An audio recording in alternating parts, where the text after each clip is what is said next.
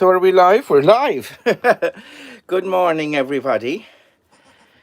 So, yes, a big morning over the week. The people on Patreon saw it first, of course, and it is. We have a whole host of. There's Ruby saying hello. Oh, with her cold feet.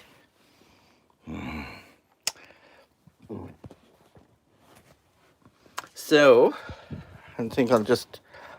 Oh, Ruby. I think I'll have to. Hold on 1 second. I'm going to have to put on my hoodie because Ruby keeps.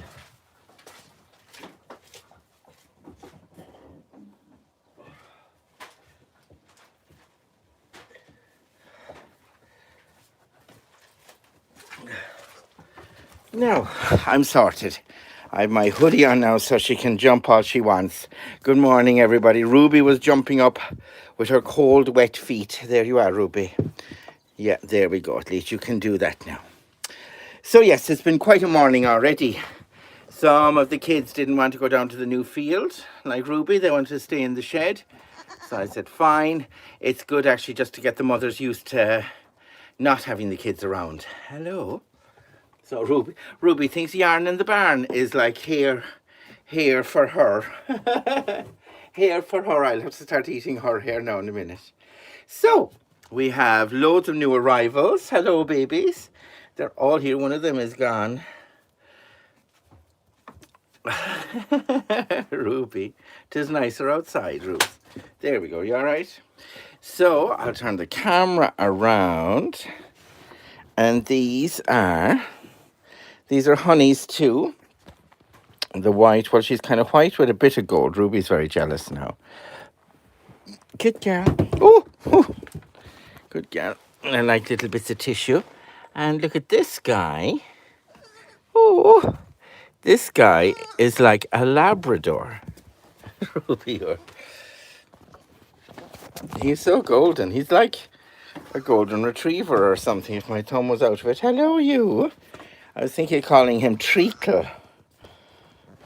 Or syrup, golden syrup. And there's one of Sooty's here. The other fella's gone down. But they have, I can't remember the name of it now. Is it sticky bottom or something? When their first poo comes out and gets hard, you have to clear it straight away, as I've learnt. And there she is, I think. My God, Ruby, you're like a giant. You're like a giant in with them. So the two mothers are outside, happy out. So yeah, these are the two girls. So you might as well become great friends like your moms and stick together, yeah? Now, Ruby, don't be messing now. And I'll find the other fella. I'll find Sooty's boy in a minute. Ah, Ruby. Ruby, good girl.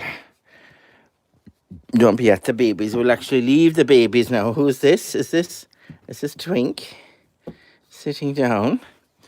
We'll take Ruby outside now, I think, while I'm telling the story. So we leave these little babies get acquainted with the earth. And there's the boy. He's doing great as well. He's got floppy ears.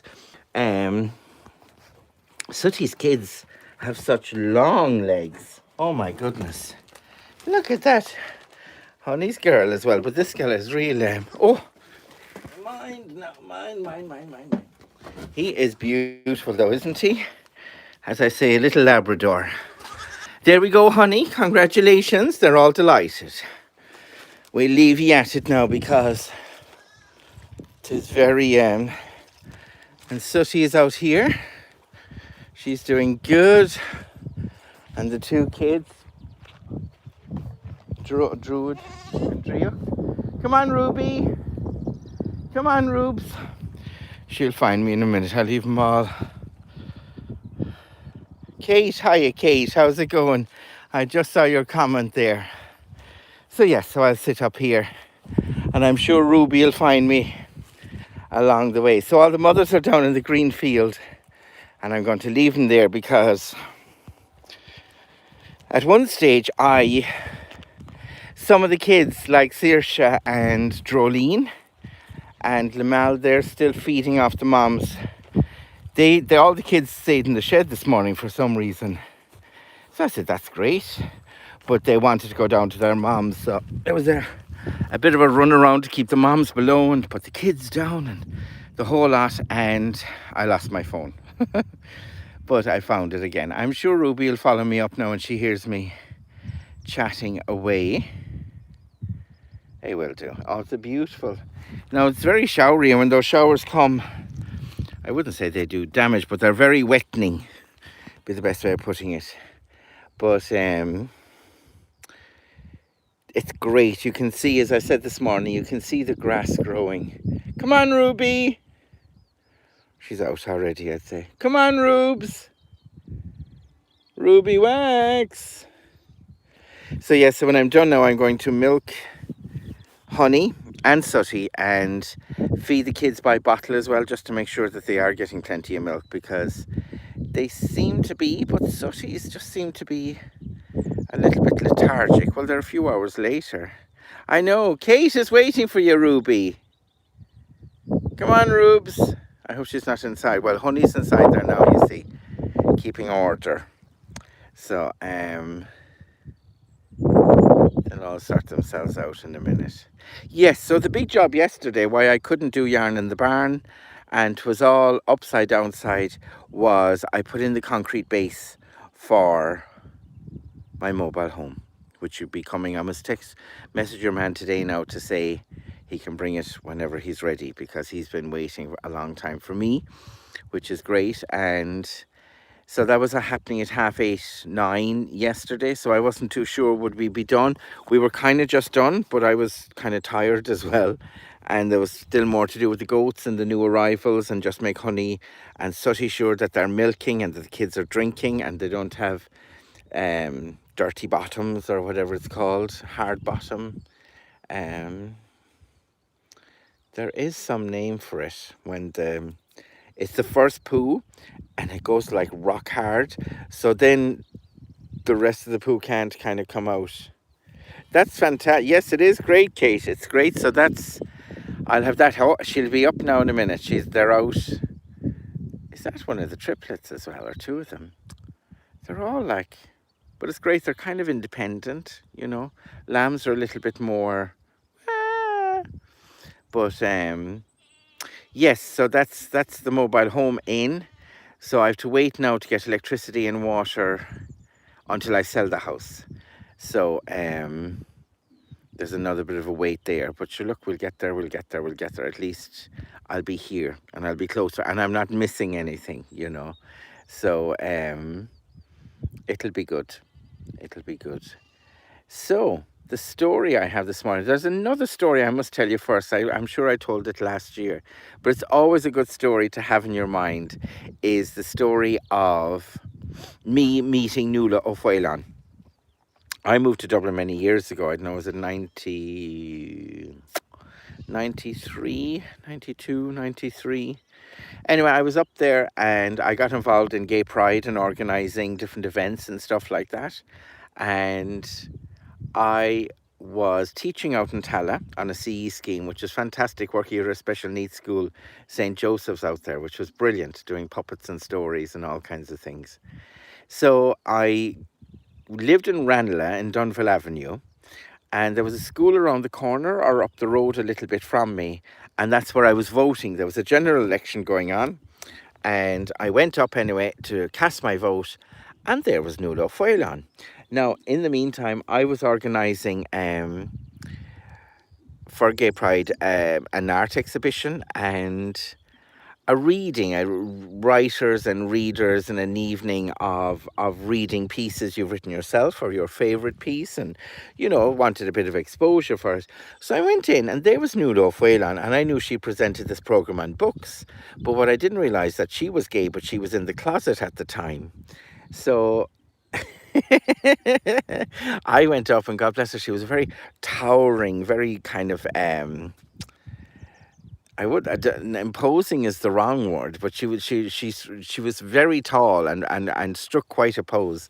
And I went up to her and explained what I was doing and this for Gay Pride and this literary night, and would she like to come along and maybe read something or. And she said, "Now, aren't you great? And you're really good. But just because you're got up early and came to vote and met me doesn't mean I have to do everything you want me to do." And I was like, no. And it's true. You can ask people things, but you don't. They don't have to do what you want them to do. In a sense, do you know what I mean? Just because you want them to do it isn't reason enough for them to do it. And you always have to give people a chance. And sometimes if you keep at people, that's the quicker they'll say no. If you ask them once and leave them at it. But it's always a good story, and I always do love, and I always a smile comes across my face when I think of it, because she was just so now, just because you got up early this morning doesn't mean, and it was great. So my story this morning is all about a man called Tom. Now, Tom was a carpenter, and he wasn't the best carpenter, and there wasn't a lot of work around for not the best carpenter. So he was trying everything. Ruby! I tell you, if she hears me, there'll be some racket. But he wasn't the best carpenter, and he was trying to make money, and he was trying to figure out a way to make money, and he came up with a plan. The mayor in the next town to him had a beautiful white horse, and he was very proud of this white horse and very protective of this white horse. And Tom came up with a plan. Tom snuck off in the middle of the night, and he broke into the mayor's stables very quietly, very stealthily. And he put the reins around the white horse, and he took the horse away.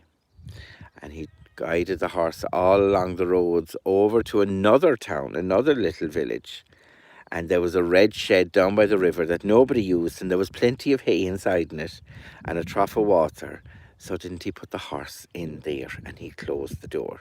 Nobody ever used it. An old man had it, and it was there. That was all right. And he went home, and the next morning he started he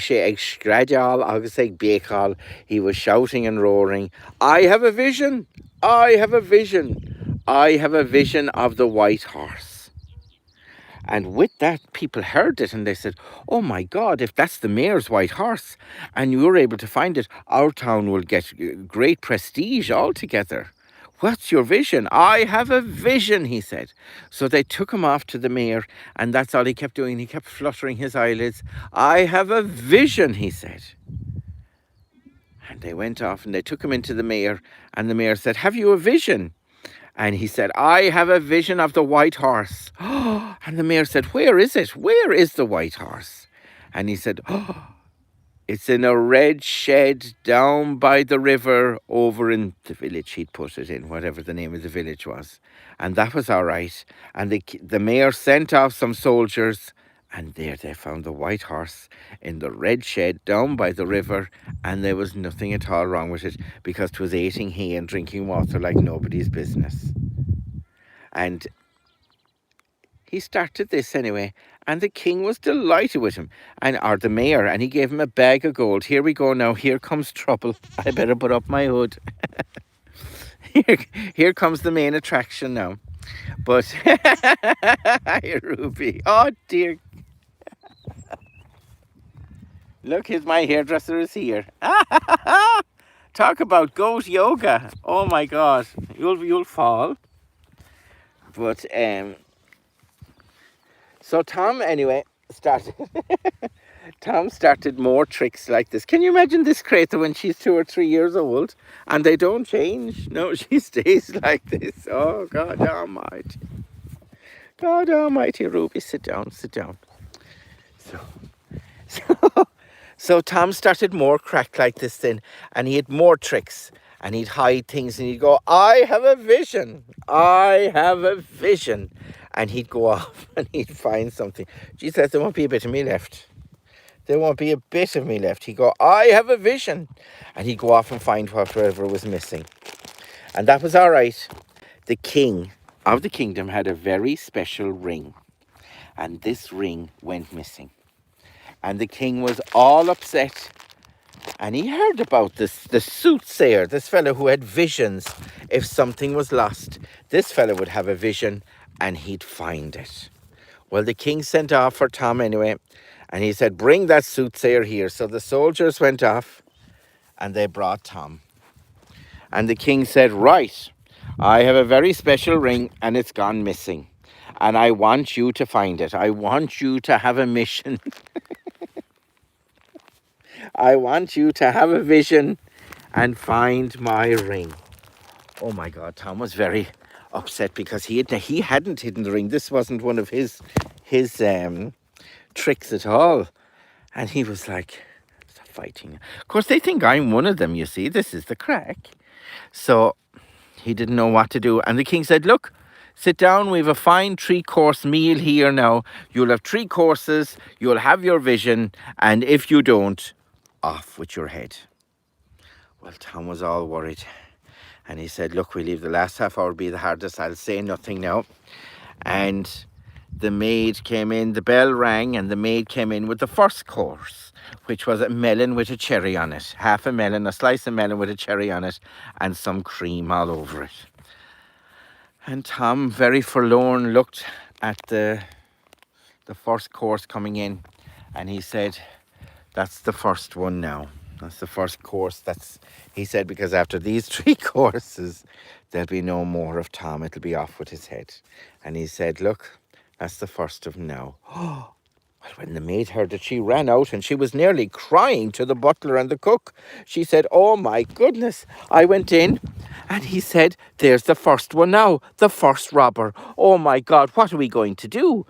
Because 'twas the maid and the butler and the cook that conspired to rob the ring and to sell it and make money out of it.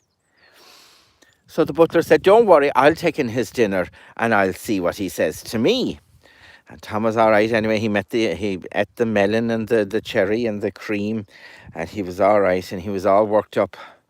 And he said, geez, that's it now. Anyway, the butler brought in his dinner, and there was fish fingers and rice and kippers and tomato ketchup. She wasn't a very good cook. Well, the butler brought down the plate of the dinner anyway, and Tom said, oh, bless you. He said, that's the second one now. The butler went out and he said, you're right, he said to the maid. He knows it's us. And the cook said, there's no way he could know. He's not that good, and nobody has the power to have visions anyway. And the two of them said, no. When he looks at you and he goes, that's the second one or that's the first one, he really knows what he's talking about. And the cook said, well, I'll go in. So anyway, Tom was going out. He had to find the bathroom after all the fish fingers and the kippers. And as he was going out, the butler went, psst, psst, over here. How much do you want? And he said, what? He said, you know that it was me and the maid and the cook that stole the ring. Now, how much do you want for you to keep quiet? Well, Jesus, Tom was delighted with this. He said, I'll tell you now.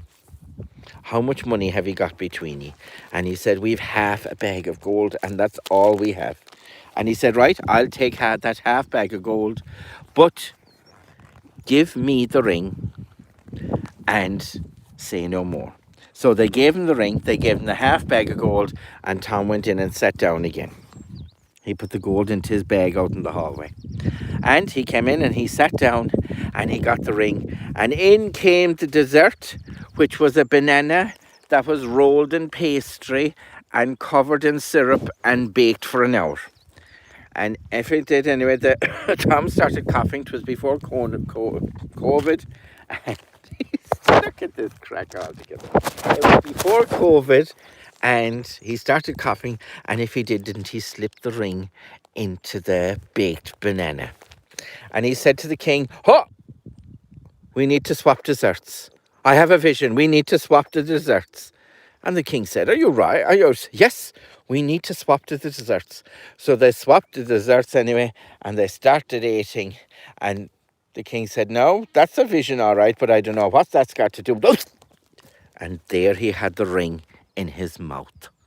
Well, the king gave him a fine shake hands. He said, congratulations, congratulations, my goodness, to find the ring and it inside in the banana and in the dessert.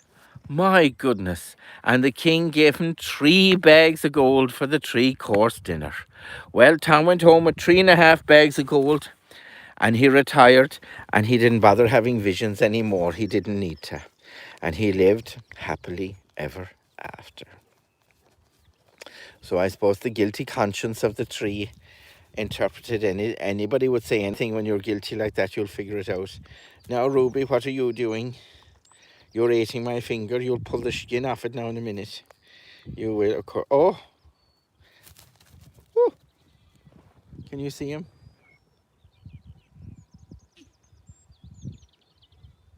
Whoever called him or whatever happened. I suppose it's my dog too, Grover, is having her play date. But she's barking as well. I don't know what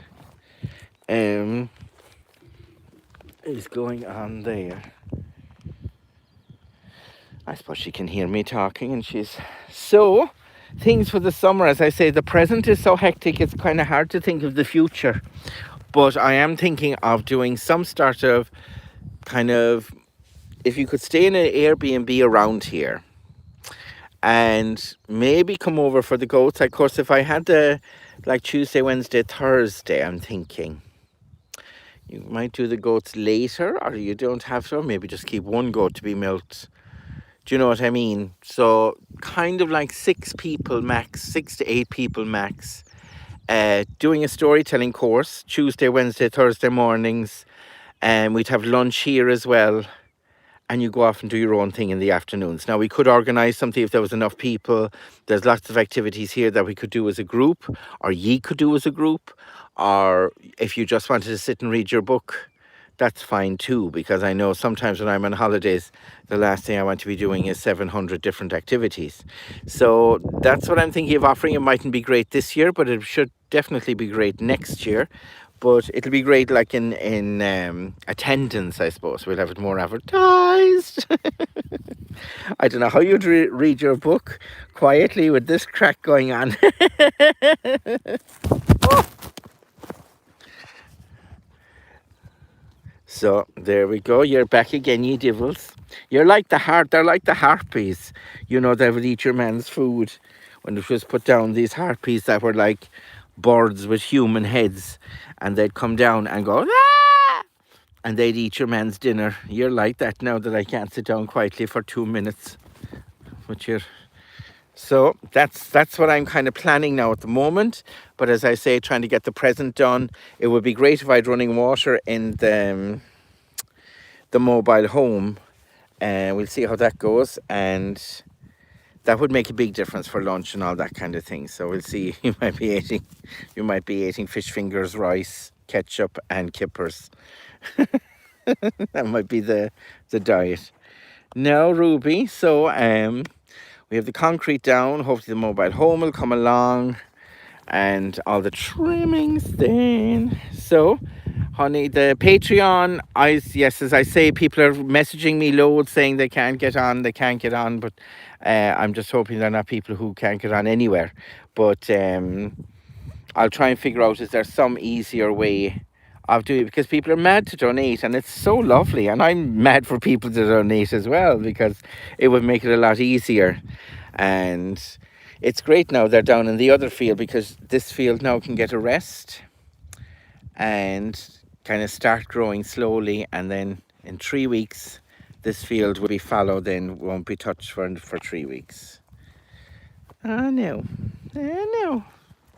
Howard, Lord God Almighty, the Ruby, she's like an accessory now. Lady Gaga wouldn't have a costume like this, huh? Or do you know the shepherds in the crib? You know, he's got a lamb over each, or a lamb over the shoulders. Ruby Almighty, I tell you, it'll be nothing till we'll have the table and chairs out in the field eating lunch, and Ruby jumping all over the place. There'll be no rest. There'll be no rest for the wicked. So now I better put on our glasses. I'm not too sure. As I say, it's just a tough week. Everything is finishing. Everything is starting. The fallout from the lockdown, I suppose. And if we got our hair cut, we'd be somewhere human. The beard. We get that done too along the way. That's what I have to do. All I have to do is take off the hood and let Ruby at it. I wonder, is it the oil? Because I put coconut oil in my hair. Is that what she likes? Do you want a bit of hair, Ruby? No. I don't know what part of it is there now. That's her bum. So have a lovely week. Oh look, we'll take one quick walk down before we go now.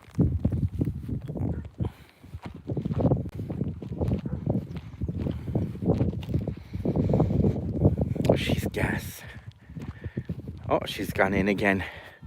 Honey had the two out just outside at the doorway.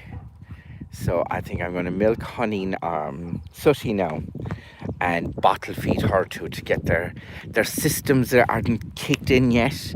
You kind of know when their systems are kicked in, they go to the toilet, they're jumping around, and hers are still a little bit quiet. You're all right, Sooty girl? You're all right? Yeah, we're going to milk you now. I put some pumpkin seeds, it's supposed to be good for goats, into their food. Look at this one coming at me now again. Shadoo-doo, do-do-do-do-do. Black Beauty. Right, Slán and Ishgach dinner. Go raibh maith agaibh ar fad. Thank you ever so much. Please share this, and we'll talk to you very soon. We'll probably talk to you in the morning. People on Patreon, I'll be sending you an update. I have some lovely footage of Grover running around the field that I must put up, and I'll put up the concrete slab as well. Slán. Oh, Slán and Ish.